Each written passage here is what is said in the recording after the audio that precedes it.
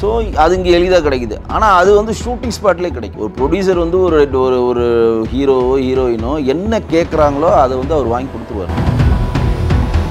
அது ரொம்ப எளிதாக அது அந்த நடிகர்களுக்கு வந்து காப்பாற்றுற விஷயமா அது இருக்கிறதுனால, வெளியில் தெரியாமல் இருக்கு, மானம் போகாமல் காப்பாற்றுக்கு அது இருக்கிறதுனால ராஜபோதைன்னு சொல்லுவாங்க. இல்லை ஸ்ரீகாந்த் சம்மந்தப்பட்டிருக்காரு, கிருஷ்ணா சம்மந்தப்பட்டிருக்காரு அப்படின்றது வந்து நேரடி பார்வையில் அது செல்ஃபோனில் வச்சு ஒரு தரவுகளை வச்சு இவங்க சொல்கிறாங்க. ஆனால் இது வந்து போலீஸ்க்கு வந்து ஸ்ரீகாந்தை கைது பண்ணுற முத நாளுக்கு தான் தெரியும். நீங்கள் நினைக்கிறீங்களா? அதிமுகவின் பல பேர் வந்து பார்த்தீங்கன்னா அதை இல்லை, அதிமுகவுக்கு விளக்கம் கொடுத்துட்டாங்க. என்ன விளக்கம் கொடுத்துட்டாங்கன்னா, அவர் கட்சியில் சேர்ந்த ஒரு மாதத்திலே அவர் நடவடிக்கை சேரல, நாங்கள் அன்றைக்கே நீக்கிட்டோம் அப்படின்னு விளக்கம் கொடுத்துட்டாங்க. நீங்கள் இன்னைக்கு காலை பேப்பர் படிச்சிங்கன்னா உங்களுக்கு தெரியும். இல்லை கமல் பார்த்தீங்கன்னா அந்த மாதிரி எதுவுமே கிடையாது. அவர் வந்து என்ன சம்பாதிக்கிறோ அது மறுபடியும் சினிமாவில் தான் இன்வெஸ்ட் பண்ணுவார். அவர் வந்து சினிமா தான் அவர் லவ் பண்ணுறாரு. எவ்வளோ இதில் வெற்றி படமாக இருந்தாலும் அதுக்கு சினிமாவில் தான் இன்வெஸ்ட் பண்ணுவார். மணிப்பூரில் வந்து மைட்டிக்கும் குகி இனத்துக்கான பிரச்சனை போயிட்டுருக்குல்ல. இந்த மைட்டியில் வந்து இந்த மணிப்பூரில் மிகப்பெரிய லெவலில் போதைப் பொருட்கள் வந்து மியான்மர் வழியாக வந்து கடத்தப்படும். அதுக்கு ஒரு இதுவாக இருக்குது. அதை தான் வந்து இந்த கவர்மெண்ட் வந்து ஸ்டாப் பண்ணுது. அப்போ அங்கே இருக்கக்கூடிய மியான்மரில் இருக்கக்கூடிய சில குழுக்களுக்கு வந்து இந்தியா வழியாக, பாகிஸ்தான் வழியாக, ஆப்கானிஸ்தானில் பிரதான வேலை என்ன? போதை மருந்துகள் விளைவிக்கிறது அங்கே ஆப்கானிஸ்தான் பிரதான வேலையை பண்ணுறாங்க. அவங்கள்ட்ட இருக்க பெரிய மைனஸ் ஸ்ரீகாந்த்லாம் ஏன் தப்பிக்க முடியாமல் மாட்டினார்னா, நீங்கள் 45 நாள் முன்னாடி நீங்கள் இந்த ட்ரக்கை யூஸ் பண்ணிட்டீங்கன்னா தப்பிச்சுப்பீங்க. நீங்கள் ஒரு 45 டேஸ்க்கு முன்னாடி ட்ரக்கை யூஸ் பண்ணிட்டீங்க அப்படின்னா நீங்கள் டெஸ்ட்டில் போகிறப்ப டெஸ்ட்டில் பண்ணுறப்ப எனக்கு அது தெரியாதுங்க, எனக்கு அப்படி சொல்லி தப்பிச்சிக்கலாம், எனக்கு அது தெரியாதுங்கன்ட்டு தப்பிச்சிக்கலாம். ஆனால் நீங்கள் ட்ரக் ஒன்ஸ் யூஸ் பண்ணிட்டீங்கன்னா அந்த ட்ரக்கோட வீரியம் உங்கள் பிளட்டில் 45 டேஸ் இருக்குன்னா அது எவ்வளோ பவர்ஃபுல் ட்ரக்காக இருக்கும். இன்றைக்கு வந்து ஸ்ரீகாந்த் அவர்கள் மட்டும்தான் குற்றவாளின்னு நான் சொல்ல மாட்டேன். முன்னாடி கவர்மெண்ட்டும் குற்றவாளி தான். தமிழக அரசின் காவல்துறை தலைவராக இருக்கக்கூடிய மு.க. ஸ்டாலின் அவர்களுடைய திறனற்ற ஆட்சின்னு தான் நான் இங்கே பதிவு செய்யணும். ஏன்னா இது கிடைக்கிறதுனால தான் நான் வாங்குறேன்.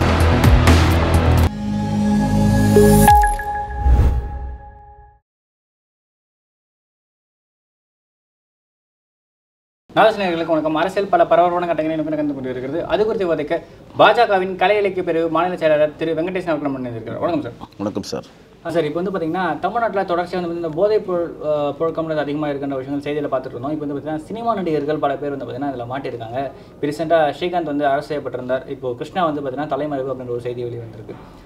இதற்கான காரணம் என்ன? சினிமா துறையில் போதை வந்து அவ்வளோ ஆழமாக ஊறி இருக்குது அப்படின்னு சொல்லி சொல்கிறாங்களே, அது உண்மையா?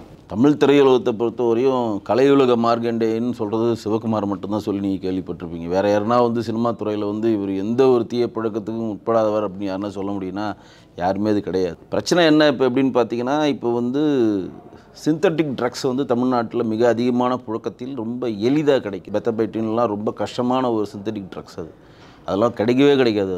அதெல்லாம் வந்து ரொம்ப ரேராக வெளிநாட்டில் எங்கன்னா ஒரு ட்ரக் மாஃபியாவில் வந்து கிடைச்சா மட்டும்தான் இருக்குது. இப்போ தமிழ்நாட்டில் அது மிக எளிதாக கிடைக்கிறதுனால இப்போ வந்து ப்ரைவேட் பார்ட்டி வைக்கிறாங்களே, நைட் பார்ட்டி வைக்கிறாங்க, ப்ரைவேட் பார்ட்டி வைக்கிறாங்க, நடிகர்லாம் ஒன்று சேர்றாங்க.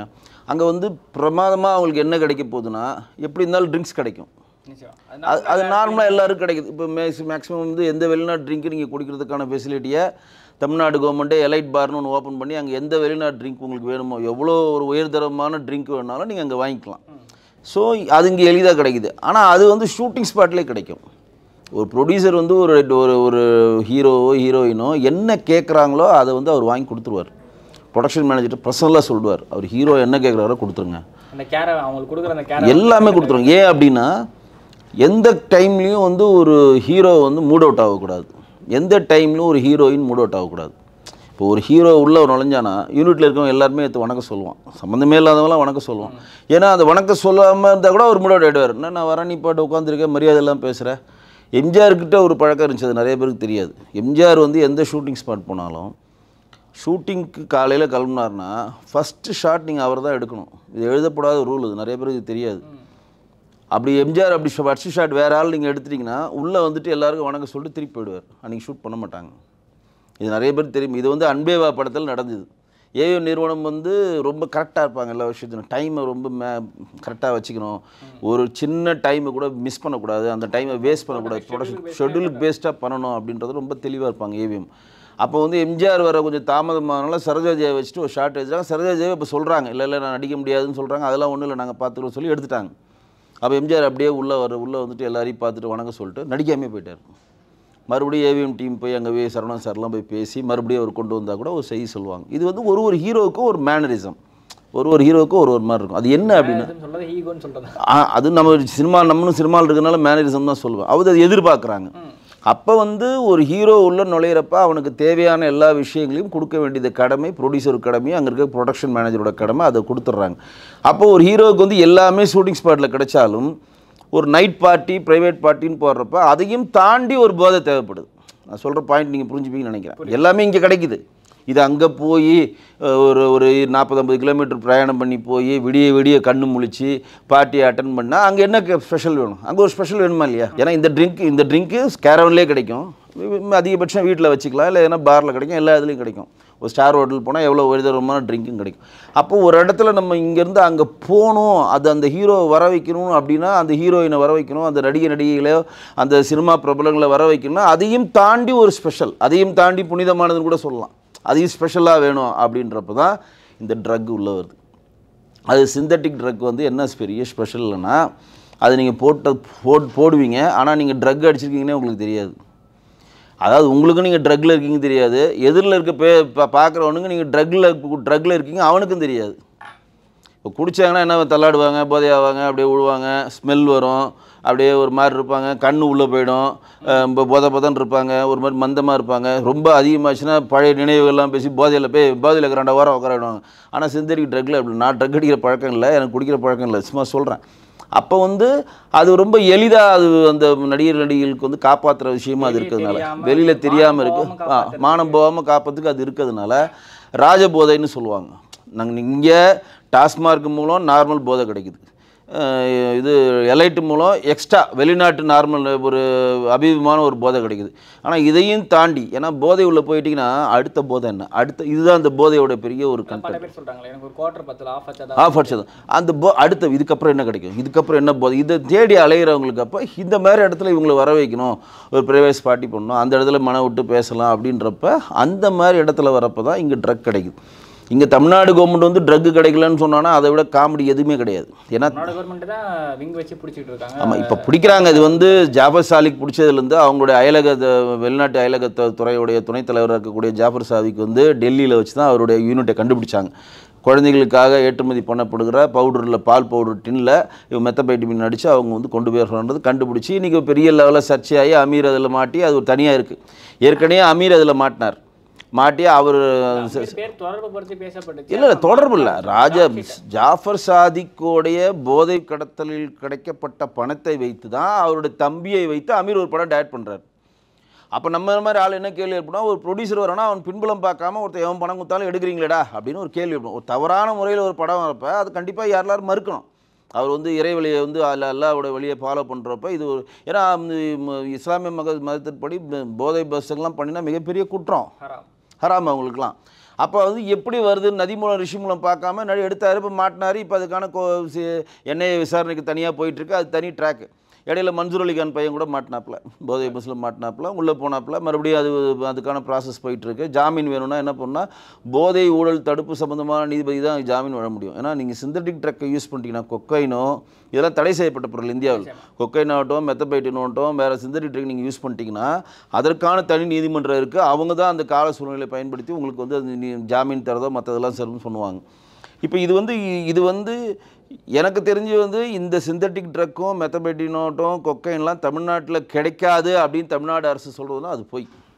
ஆக்சுவலி திரைத்துறையில் இருக்க சுச்சி லீக்ஸ் வந்து பார்த்தீங்கன்னா, சுசித்ரா வந்து பார்த்தீங்கன்னா சுச்சி லீக்ஸ்னு ஒரு விஷயம் பண்ணியிருந்தாங்க. அதுலேயுமே வந்து பார்த்தீங்கன்னா இதை பற்றி சொல்லியிருந்தாங்க. இந்த மாதிரி ரேவ் பார்ட்டியில் இந்த மாதிரி வந்து பார்த்தீங்கன்னா குறிப்பிட்ட அவங்க சொன்ன பேர் தான் தனுஷ். நீங்கள் சுசி லீக்லாம் கூட நான் போகல. நீங்கள் சீமானோடைய பேட்டி நீங்கள் பார்த்துருக்கீங்களான்னு தெரில, தெளிவாக சொன்னார் ஸ்ரீகாந்த் பாவம், ஆனால் சினிமா உலகில் போதை வசதிகள் சர்வசாதாரணமாக நடமாடுகின்றன எனக்கு தெரியும், ஆனால் சிவா பார்த்துட்டாரு. இல்லை சொல்கிறேன், இல்லை அப்போ வந்து அது வந்து நான் சொன்னது வந்து இது வந்து நான் எப்படி இதை பார்க்குறேன்னா, மற்றவங்க பார்வையோட நான் வேறு மாதிரி எப்படி பார்க்குறேன்னா, இதில் ஸ்ரீகாந்த் சம்மந்தப்பட்டிருக்காரு, கிருஷ்ணா சம்மந்தப்பட்டிருக்காரு அப்படின்றது வந்து நேரடி பார்வையில் அது செல்ஃபோனில் வச்சு ஒரு தரவுகளை வச்சு இவங்க சொல்கிறாங்க. ஆனால் இது வந்து போலீஸ்க்கு வந்து ஸ்ரீகாந்தை கைது பண்ணுற முத நாளுக்கு தான் தெரியும் நீங்கள் நினைக்கிறீங்களா? முன்னாடியே தெரியும். ஏன்னா இந்த இன்சிடென்ட் நடந்து 1 மாதம் ஆகுது. எங்கள் நுங்கம்பாக்கம் பாரில் அந்த சண்டை நடந்து ஏடிஎம்கேலேருந்து நீக்கப்பட்ட பிரசாத்துடைய தீக்கரையை அது ஒரு படத்தில் தான் அவர் தீங்கிரைன்ற ஒரு படத்தில் தான் இவர் வந்து ஹீரோவை நடிக்கிறாரு. அதன் மூலம் பழக்கம் ஏற்பட்டுச்சுன்னு இவர் சொல்கிறார். 5 லட்சம் மதிப்புள்ள பணத்தை ஜிபே பண்ணியிருக்காரு, வாங்கியிருக்காரு. நேரடியாக கானாவில் சேர்ந்த ஒரு நபர்கிட்டையும் தொடர்புகள்லாம் வருது. இதெல்லாம் உறுதிப்படாத ஒரு தகவல், நம்ம அது உள்ளே போகலை. ஆப்பிரிக்காலேயோ கானாலேயோலாம் வந்துட்டுருக்கு. இது வந்து எப்படி கவர்மெண்ட் இதை ஹேண்டில் பண்ணிச்சுன்னு நான் பார்க்குறேன்னா, ஸ்ரீகாந்த் இதில் இருக்காருன்னு கவர்மெண்ட்டுக்கு தெரியும். இதை கண்கொள்ளிப்பாமல் பார்க்குறாங்க. கரெக்டாக வந்து திருப்பரங்குன்றத்தில், அதாவது மதுரையில் முருகர் மாநாடு மிகப்பெரிய ஒரு சக்ஸஸாக பேசும் பொருளாக ஒட்டுமொத்த தமிழ்நாட்டே அது வந்து பெரிய ஒரு ரீச் கொண்டு போய் சேர்க்குறோம். அந்த மாநாடோட ரீச் இல்லை சொல்கிறேன், அது வந்து ரீச், அதாவது அன்றைக்கு பேசும் பொருளாச்சு. நான் சக்ஸஸில் ஓட்டு வருது அது உள்ளே வரலைங்க. அன்றைக்கு அந்த தேதிக்கு அது மிகப்பெரிய லெவலில் ரீச். 2 நாள் பேசப்படுற பொருளாச்சு. ஒட்டுமொத்த தமிழக முதலமைச்சர் பேசுகிறாரு, இந்த பக்கம் இருக்கக்கூடிய எல்லா எதிர்க்கட்சிகள் தலைவர் பேசுகிறாங்க. அதில் வந்து திராவிடத்துக்கு எதிராக ஒரு வீடியோ போட்டாங்கன்னா அது ஒரு சர்ச்சையாகுது. இப்படி மிகப்பெரிய ஒரு பூம் கிளப்புறப்ப தான் திடீர்னு ஸ்ரீகாந்தை போய் கைது பண்ணுறாங்க, டக்குன்னு கைது பண்ணுறாங்க. இது வந்து திமுக எப்போதுமே கையில் வச்சுருப்பாங்க. அந்த ஐடி விங்கில் அவங்களுக்கான ப்ராசஸ் வச்சுருப்பாங்க. இப்போ வந்து சென்ட்ரல் கவர்மெண்ட் ஒரு பெரிய ஒரு பூமை இங்கே கொண்டு வராங்கன்னு வச்சுக்கோங்க, ஏடிஎம்கே ஒரு பெரிய பூமை இங்கே கொண்டு வந்தாங்கன்னா டக்குன்னு என்ன பண்ணுவோன்னா, முன்னாள் அமைச்சர்கள் எப்படியோ எந்த காலத்தில் வந்து ஏடிஎம்கேல அமைச்சராக இருந்திருப்பான், அவன் பேரில் எவனோ ஒரு எஃப்ஐஆர் கொடுத்துருப்பான். உடனே நாங்கள் போய் லஞ்ச ஒழிப்புத்துறை போய் அவங்கள போய் நாங்கள் வந்து சோதனை பண்ண போகிறோம். திடீர்னு 2 வீட்டுக்குள்ளே போவாங்க. லஞ்ச ஒழிப்புத்துறை போயிட்டு அன்றைக்கி பத்திரிகை செய்திகள், அன்றைக்கி டிவி விவாதம் ஃபுல்லாக இதை கொண்டு வந்து அந்த செய்தியை மறக்கடிப்பாங்க. இதுதான் வந்து திமுகவோட ஐடி விங்கோட மிகப்பெரிய படி. இதை தான் பண்ணுறாங்க அவங்க. அப்படித்தான் ஸ்ரீகாந்தை பார்க்குறதா நான் நினைக்கிறேன். ஏன்னா இங்கே தமிழ்நாட்டில் இருக்கக்கூடிய நடிகைகள் கொக்கைனோ இப்போ ஆந்திராவில் சர்வசாதாரணமாக அரெஸ்ட் பண்ணிக்கிட்டே இருக்கிறாங்க. உங்களுக்கே தெரியும், ஆந்திராவில் லேட்டஸ்ட்டாக கூட வந்து பெங்களூரில் ஒரு பார்ட்டியில் கூட ஒரு அந்த நடிகை மாடி ஜாமீன் போய் மறுபடியும் உள்ளே போனாங்க. அந்த நடிகைலாம் குணச்சித்திர நடிகை, அவங்களாம் பார்த்தீங்கன்னா கொக்கைன் யூஸ் பண்ணுவாங்களாம், அவங்களாம் கண்டுபிடிக்கவே முடியாது, அப்படி இருப்பாங்க. அவ்வளோ மங்களகரமான சீனில் தான் நடிப்பாங்க. அப்போனா அதையும் தாண்டி சில விஷயங்கள் இருக்குது அவங்களுக்கு, சரிங்களா? அப்போ இங்கே வந்து இந்த மடைமாட்டு பண்ணுறதுக்கான ஒரு விஷயத்தை திமுக கவர்மெண்ட் பண்ணுது. அதை வந்து ஸ்ரீகாந்தை உள்ளே விட்டவுடனே, ஸ்ரீகாந்த் வந்து கொக்கைன் யூஸ் பண்ணுறாரு, ஸ்ரீகாந்த் வந்து மெத்தபைட்டின் யூஸ் பண்ணுறாரு, ஸ்ரீகாந்த் வந்து சிந்தலிக் ட்ரக் யூஸ் பண்ணுறாருன்னு இதை ஹைலைட் பண்ணுறப்ப அந்த மாநாடோடைய ரீச் வீரியத்தை திமுக திட்டமிட்டு கம்மி பண்ணுது. இது வந்து உண்மை. திமுக இதை பண்ணுது அப்படின்னா, மாட்டினவர் அதிமுக பிரமுகர் பிரசாத், அதிமுக பேரை வச்சு இது அதிமுக டேமேஜ் பண்ணலாம். ஸ்ரீகாந்த் ஒரு தனிப்பட்ட நபரை வந்து ஒரு நடிகர் இல்லை, நீங்கள் அதிமுக பிரசாத் அவருடைய படத்தை சொன்னீங்கன்னா யாருக்கும் தெரியாதுங்க. நல்ல ஓகே, அதாவது கூட இருந்தாரு அந்த பிரசாத்தோட ட்விட்டர் ஹேண்டில் வந்து பார்த்தீங்கன்னா say no to drugs and DMK அப்படின்ற விஷயங்கள் இருக்கு. அதிமுகவின் பல பேர் வந்து பார்த்தீங்கன்னா அதை வச்சிருக்காங்க. அதிமுக விளக்கம் கொடுத்துட்டாங்க. என்ன விளக்கம் கொடுத்துட்டாங்கன்னா, அவர் கட்சியில் சேர்ந்த 1 மாதத்திலே அவர் நடவடிக்கை சேரல, நாங்கள் அன்றைக்கே நீக்கிட்டோம் அப்படின்னு விளக்கம் கொடுத்துட்டாங்க. இன்னைக்கு காலை பேப்பர் படிச்சுன்னா உங்களுக்கு தெரியும். இல்லை அவரை யூஸ் பண்ணுறது நமக்கு தெரியல. அவங்க கொடுத்த விளக்கத்தை தான் நான் சொல்கிறேன். அவர் அதிமுகவை சேர்ந்தா இருந்தாலும் திமுகவை சேர்ந்தா இருந்தாலும் எந்த கட்சியை சேர்ந்தாலும் தண்டிக்கப்பட வேண்டிய ஒரு மாற்று இல்லை. அது உள்ள நான் வரவே இல்லை. திமுக இதில் அரசியல் பண்ணணும்னு நினைச்சிருந்தா அதிமுக பேரை யூஸ் பண்ணி அதிமுகவை தானே டார்கெட் பண்ணிருக்கணும், ஒரு நடிகரை டார்கெட். இப்போ நீங்கள் அதிமுகவை டார்கெட் பண்ணால், இப்போ வந்து ஜாஃபர் சாதிக் அலி வந்து எப்படி வந்து நம்ம ஞானசேகர் அண்ணாணி சொல்லிட்டு ஞானசேகர் வந்து சுப்பிரமணியனோட ஃபோட்டோவும் உதயநிதியோட ஃபோட்டோ இருக்குன்னா அது மிகப்பெரிய லெவலில் எதிர்கட்சிகள் வந்து அது களமாடினாங்களோ, அதே மாதிரி ஜாஃபர் சாதிக் அலியோடைய ஃபோட்டோவும் உதயநிதிகிட்டையும் ஸ்டாலின் கிட்டையும் அவர் நிதி கொடுக்குற ஃபோட்டோ இருந்த வச்சு தான் நம்ம மிகப்பெரிய லெவலில் கொண்டு போய் சேர்த்தோம். ஆனால் அந்த பிரசாத் அவர்கள் வந்து கைதான அந்த ஆர் வெங்கடேஷ் அப்படின்ற ஒரு பாஜகவை சேர்ந்த அவர் வந்து பார்த்தீங்கன்னா அவர் மேலே செம்மர கடத்துலேருந்து பல அமித்ஷா கண்டுபிடிச்சாரு. ஆமாம், அது யூஸ் பண்ணுறாங்க தான் நானும் சொல்கிறேன். நான் இல்லைன்னு சொல்லுங்க. இப்போ நீங்கள் இந்த விஷயத்துக்கான பதில் நான் சொல்கிறேன். அப்போ இந்த பிரசாத் அவர் வந்து எடப்பாடியோடு நிற்கிற மாதிரி ஃபோட்டோவோ வேறு மந்திரிகள் இருக்கிற மாதிரி ஃபோட்டோவோ இருந்தால் அதை வந்து திமுக விட்டுருக்காது. தயவுசெய்து புரிஞ்சுக்கிங்க. அவர் மெம்பர் ஆகியிருக்காரு, போஸ்டிங் வாங்கியிருக்காரு, ஏதோ ஒரு பிரச்சனையில் அவர் உடனடியாக தூக்கிட்டாங்க. கிட்டத்தட்ட அவருக்கும் கட்சிக்கும் தொடர்புலனா இல்லீகல் ஆக்டிவிட்டீஸ் போகிறாரு, பாரில் போய் சண்டை போடுறாரு. அது வரலாறு உங்களுக்கு தெரியும். இப்போ நீங்கள் எங்களுடைய பாஜகவுடைய வெங்கடேஷ் அவர்களும் செம்மறை கடத்தல் இருக்குது, அது இருக்குன்னு எல்லாம் ப்ரூவ் கிடையாது, எல்லாம் மாட்டியிருக்காங்க. அமித்ஷாவை சந்திச்சாருன்றத மேட்டர் உள்ளே கொண்டு வராங்க. அவர் மேலே ஒருத்தர் கம்ப்ளைண்ட் பண்ணுறாங்க, எஃப்ஐஆர் பண்ணி அரெஸ்ட் பண்ணுறாங்க. அது கோர்ட் வழியே போகிறது. அதில் நாங்கள் எதுவும் அதை பற்றி கருத்து சொல்ல விரும்பலை. ஆனால் இந்த விஷயத்தில் வந்து பிரசாத் பெரியவரா, ஸ்ரீகாந்த் பெரியவரா, கிருஷ்ணா பெரியவரான்னு பார்த்தீங்கன்னா ஸ்ரீகாந்த் தான் பெரியவர். அதாவது பப்ளிசிட்டி, ரீச்சுக்கு. இப்போ பிரசாத் அதிமுக பிரமுகர்னு ஒற்றவரில் கடந்து போயிடுவீங்க. அதிமுக பிரமுகர்னா பிரசாத் அவர்கள் எடப்பாடி அவர்களில் ஃபோட்டோ இருந்தானே இன்றைக்கி திமுக இதை விட்டுருக்காது. நான் சொல்கிறேன், எழுதி தரேன். பிரசாத் அவர்களோட வந்து ஏடிஎம்கே சம்மந்தப்பட்ட தலைவர்களோட அவர் நிற்கிற மாதிரி ஐடிவிங்கில் இருக்கக்கூடிய ஃபோட்டோஸோ விழாக்கள் கடந்துக்கிட்டதோ ஏதோ ஒரு ஃபங்க்ஷனில் இருக்கிற மாதிரி நலத்திட்ட உதவியோ ஏதோ ஒரு பண்ணுற மாதிரி ஒரு ஃபோட்டோக்கள் கிடைத்திருந்தால் இன்றைக்கு திமுக அரசாங்கம் இது மிகப்பெரிய லெவலில் கொண்டு போய் மக்கள்கிட்ட சேர்த்துருக்கோம். எடப்பாடி அவர்கள் கூட அவருக்கு ஃபோட்டோஸ்லாம் இருக்குது. இல்லை, அவர் வந்து கட்சியில் சேர்ந்து கொஞ்ச நாளே அவர் உடனே எடுத்துட்டாங்க. இன்றைக்கி அவங்க கொடுத்தது. அப்போ வந்து திமுக வந்து இது எந்தளவு ரீச் பண்ணுறாங்க அப்படின்ற கண்டென்ட் உள்ள நம்ம வர விரும்பலை. ஆனால் அன்றைக்கு இருக்கக்கூடிய முருகர் மாநாடுனுடைய புகழை கெடுக்கணும்னு சொல்லிட்டு இதை ஹைலைட் பண்ணுறாங்க அப்படின்றது தான் என்னுடைய பதிவு. ஒன்று. ரெண்டாவது வந்து ஏன் வந்து இந்த ஹீரோக்கள் இதை நோக்கி நகர்றாங்க? இப்போ வந்து ஸ்ரீகாந்த் ஈஸியாக சொல்லிட்டான், ஒரு மன உளைச்சல் இருக்கேன், எனக்கு படம் கிடைக்கல. இப்போ கிருஷ்ணாவாக தான் சொல்லுவார். கிருஷ்ணார் வந்து பட்டியல் சேகரோட பெரிய ப்ரொடியூசரோட பையன். நிறைய பேருக்கு அது தெரியுமா? அதில் அவங்க அப்பா வந்து நிறைய படங்கள் தயாரித்தவர். அவரோட அண்ணன் விஷ்ணுவர்தன் வந்து மிகப்பெரிய ஒரு டைரக்டர். அஜித்தை வச்சு படம் எடுத்தவர். அவருடைய தம்பி இவரும் 2-3 படம், கழுகு ஒரு படம் ஓரளவு நல்லா ஓடிச்சு. 2-3 படம்லாம் யாம் இருக்க பயமெல்லாம் ஓரளவு நல்லா போச்சு. இருந்தாலும் வந்து அவர்கள் நினைத்த இடத்தை அடைய முடியல. சினிமா வந்து எல்லாருக்கும் வந்து பெரிய ஹீரோ அந்தஸ்தை கொடுத்துறாது. இப்போ அழகப்பன்னு ஒருத்தர் இருக்கார் ப்ரொடியூசர், மிகப்பெரிய டி ராஜர் படத்துக்கெல்லாம் ப்ரொடியூஸ் பண்ணவர். இப்போ கூட 2-3 படங்கள்லாம் நடிச்சிட்ருக்கார். அவருடைய பையன் தான் டைரக்டர் விஜய். அவருடைய தம்பி உதயா, விஜயோட தம்பி உதயா எவ்வளோ படம் ட்ரை பண்ணுறாங்க. ஒரு படம் கூட சக்ஸஸ் பண்ணல. சினிமா விட்டு விலகே போயிடலான்னு இப்போ கூட ஒரு படம் ரொம்ப கஷ்டப்பட்டு ஃபினான்ஸ் பண்ணிலாம் கூட எடுத்தாங்க. ஒரு 2 வாரத்துக்கு ரிலீஸ் ஆகிடுச்சு, காணாமல் போயிடுச்சு.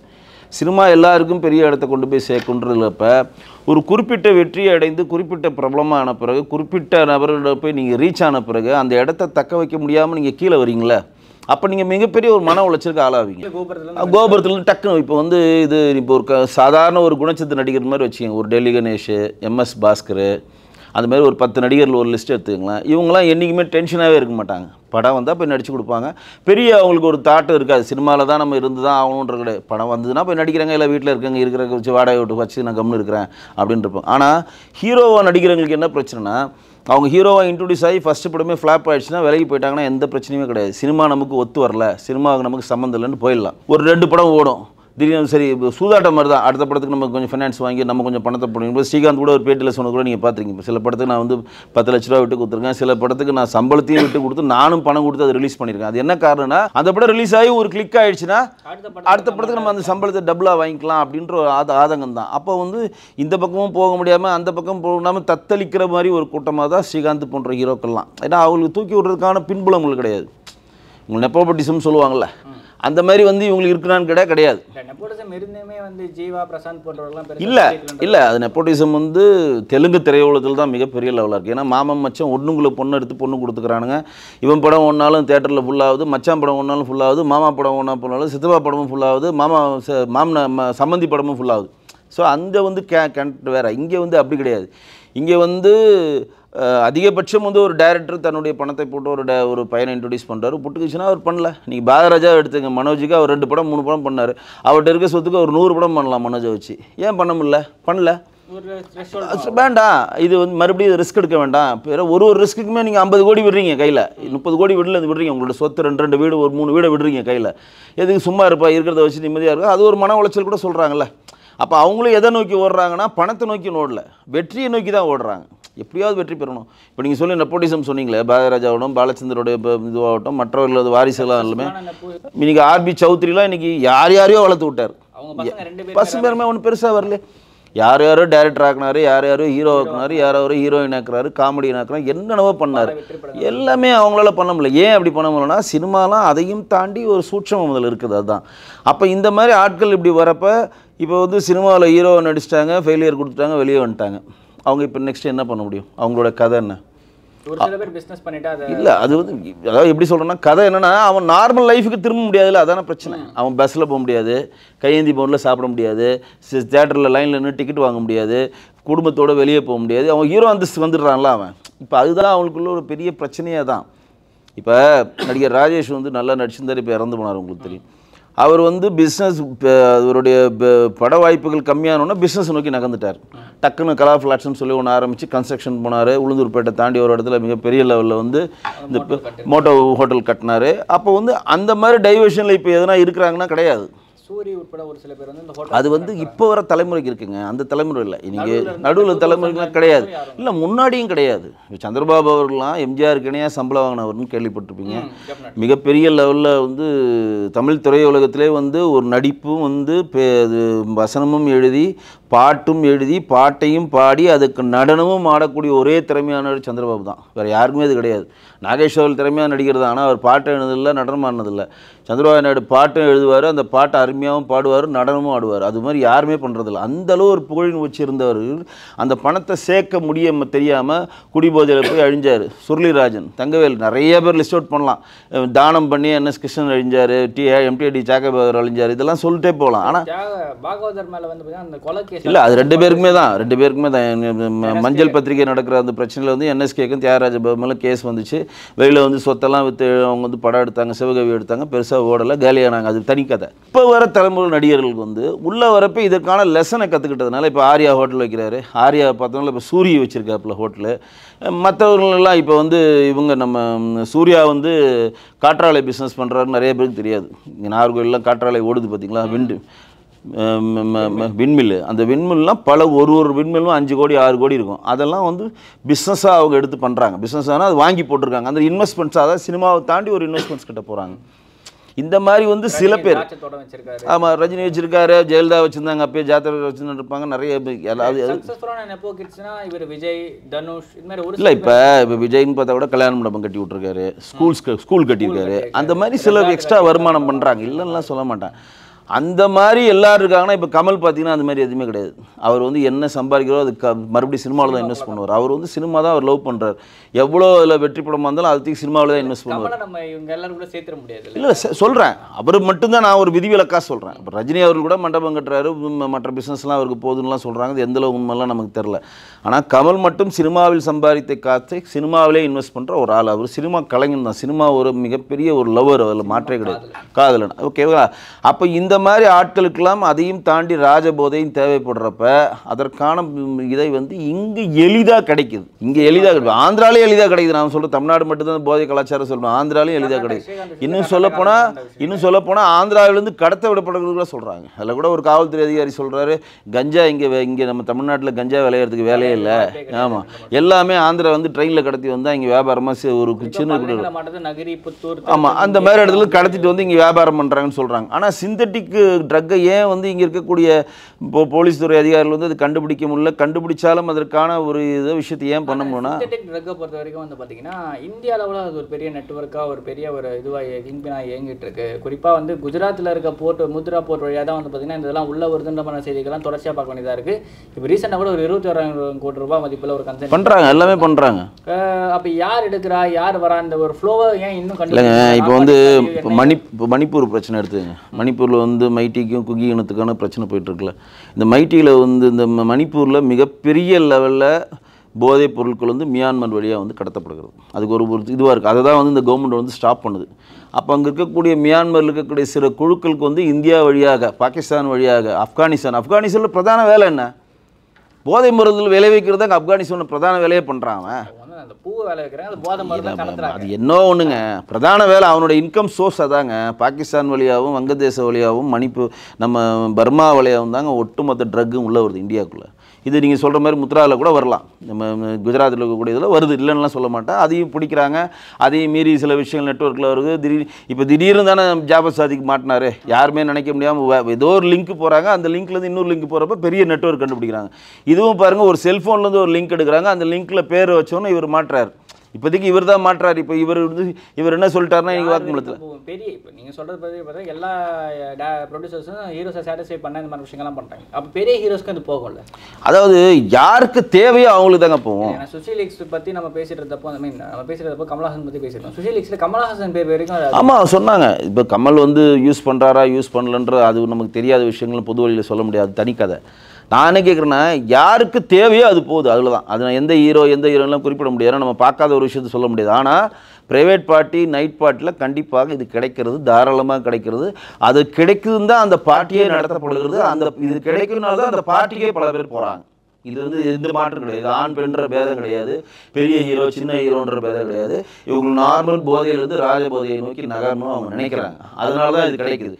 இப்போ ஸ்ரீகாந்த் ஒரு படத்தில் சொல்கிற மாதிரி வந்து மாட்டிக்கொள்ளாதவரை நீங்களாம் நல்லவர்கள் தான். இன்னைக்கு ஸ்ரீகாந்த் மாட்டிக்கிட்டார். அதுதான் சீமானவரை நீ பதிவு பண்ணுறாரு. இன்னைக்கு ஸ்ரீகாந்த் மாட்டிக்கிட்டாரு, இன்னும் நிறைய பேர் மாட்டுவாங்க. எந்தெந்த நெட்வொர்க்ன்றது தெரியும். தெரியறப்போ ஒரு கண்டென்ட்டாக வரும். ஏன்னா அவரும் சினிமா துறையில் இருந்திருக்காரு. அவரும் வந்து பார்த்தீங்கன்னா டைரக்டர்லேருந்து பல கதாபாத்திரங்கள் இருந்துச்சிருக்காரு. அப்போ அவருக்குமே மேபி அவரும் மாற்றுறதுக்கான வாய்ப்பு இருக்குமான்னு சீமான் அவர்கள். இல்லை, சீமான் அவர்கள் வந்து பர்சனலாக எனக்கு தெரியுங்க. அண்ணா வந்து ஒரு எனக்கு மிக நிறைய நட்போட்டத்தில் உள்ள ஆள் தான். கல்யாணத்துக்கு முன்பு இந்த இயக்கத்தை நாம் தமிழர் கட்சியை ஆரம்பிக்கிறதுக்கு முன்னாடி மிகப்பெரிய ஒரு குடிகாரர்.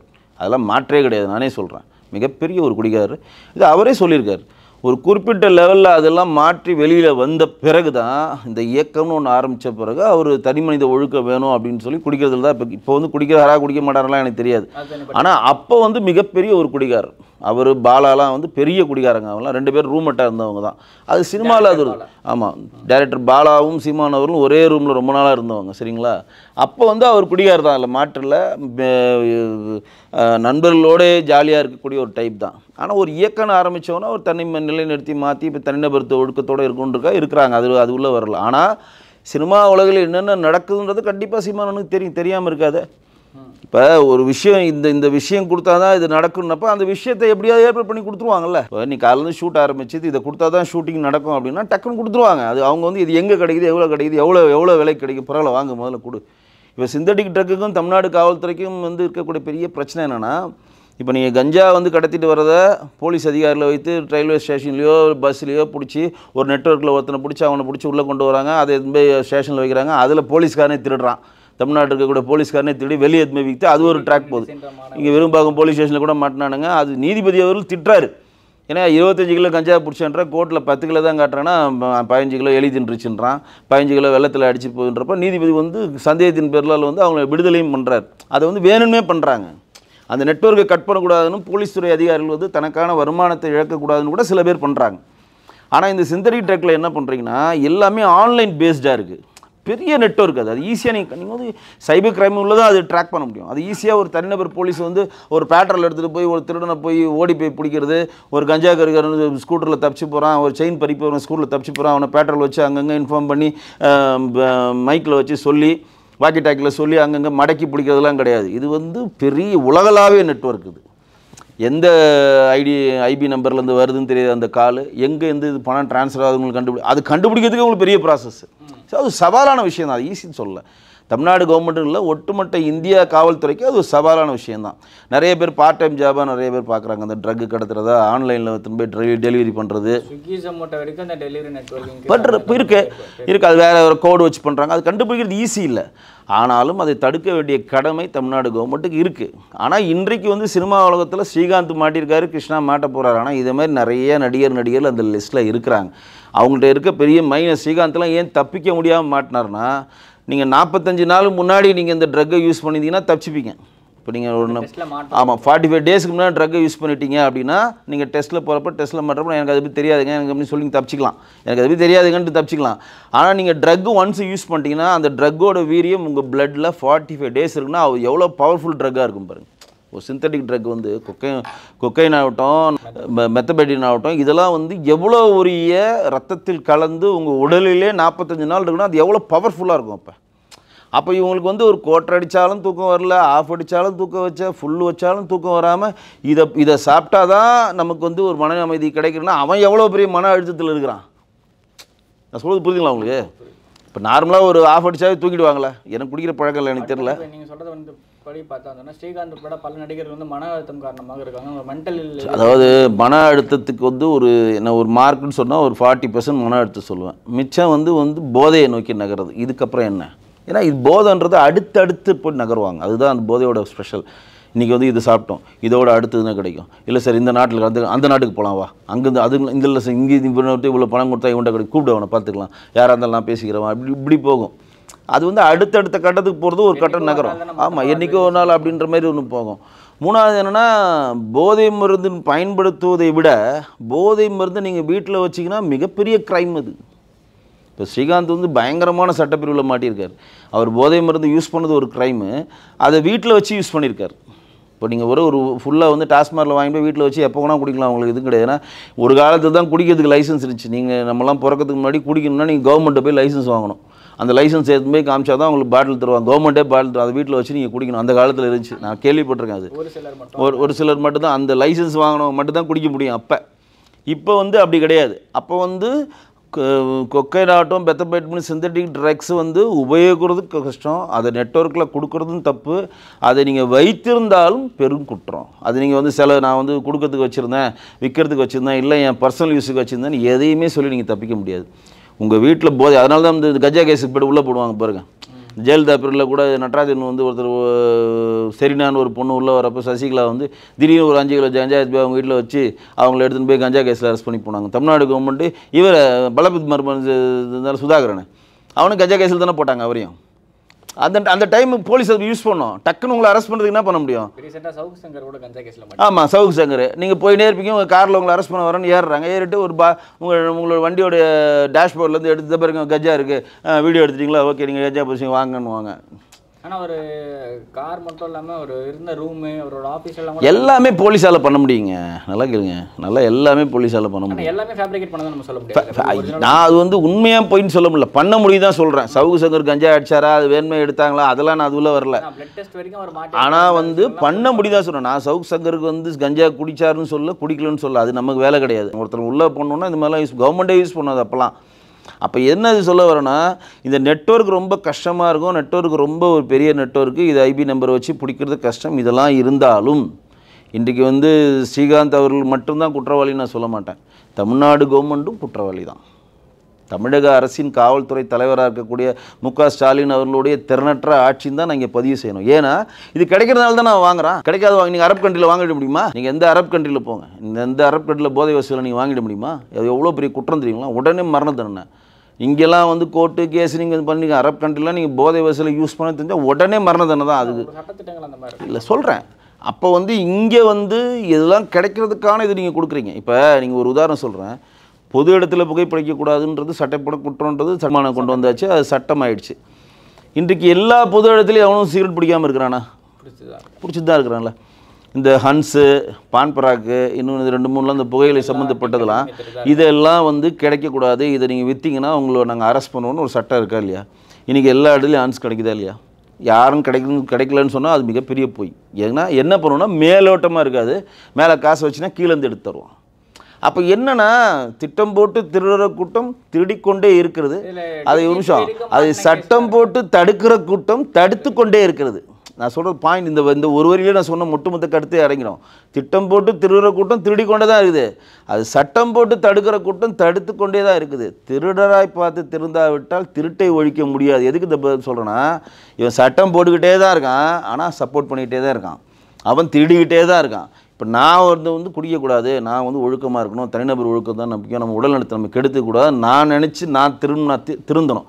அந்த மாதிரி எல்லோரும் திருந்தினா தான் போதைப் பொருட்கள் விட்டு போகும். தவிர சும்மா நாங்கள் சட்டத்தை போட்டுட்டோம், என்ன பொது இடத்துல புகைப்பிடிச்ச கேஸ் எத்தனையா, ஐயோ ஒரு 5 கேஸை பிடிச்சிவா, டக்குன்னு பங்கில் போய் 2 கேஸை கொடு, நீ ஒரு 2 கேஸை கொடுத்து 5 கேஸை பிடிச்சிங்கன்னு காமிச்சு அவங்க டைமை ஃபில்லப் பண்ணி அந்த டேப்லெட் காலத்தை ஃபில்லப் பண்ணுறது கிடையாது சட்டம்.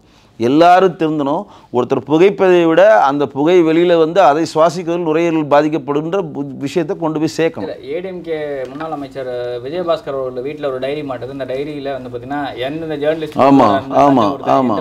வழக்கு இருக்குங்க, வழக்கு இருக்குங்க, அனுமதி கொடுத்துட்டாங்க, சிபிஐக்கு கவர்னரும் அனுமதி கொடுத்துட்டாங்க, அதனால வழக்கு போயிட்டுருக்கு. அதுக்கான தலைவர் டிஜிபி உட்பட பல பேர். ஆமாம், இதில் மிகப்பெரிய ஒரு குடோனை கண்டுபிடிச்சாங்க.